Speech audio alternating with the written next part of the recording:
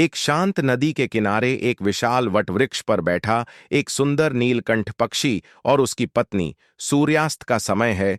पृष्ठभूमि में धर्मपुर नगर की झलक। पक्षी वार्तालाप करते हुए।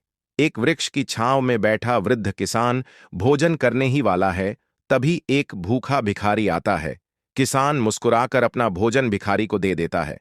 पृष्ठभूमि में खेत और ग्रामीण परिवेश। नीलकंठ अपनी पत्नी को समझाता है कि सबसे उत्तम दान क्या है। दोनों पक्षी वटवृक्ष की शाखा पर बैठे हैं। नीचे बहती नदी और प्राकृतिक वातावरण। कैलाश की झोपड़ी के अंदर पत्नी नाराज होकर बात कर रही है।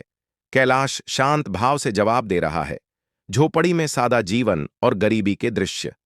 गहरे जंगल में अकेला कैलाश कुल्हाड़ी से पेड़ काटता हुआ, सिर पर पसीना, चारों ओर पेड़ और जंगली वातावरण।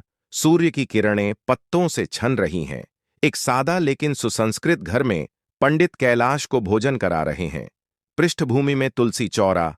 घर की स्त्री रसोई में व्यस्त। वातावरण शांत और पुण्य भाव से भरा। झोपड़ी के अंदर कैलाश अपनी पत्नी को पंडित की उदारता के बारे में बता रहा है।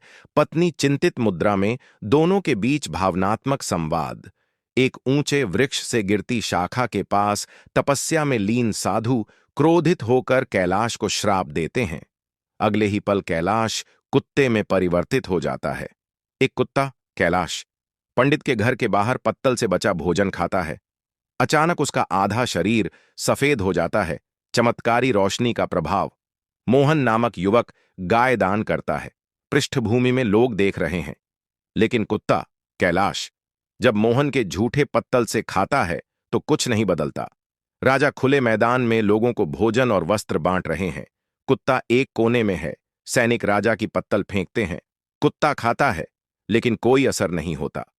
साधु कैलाश को समझाते हैं कि पंडित का दान सबसे सच्चा था, क्योंकि वह अपनी भूख मिटाकर भी दूसरों को खिलाता था।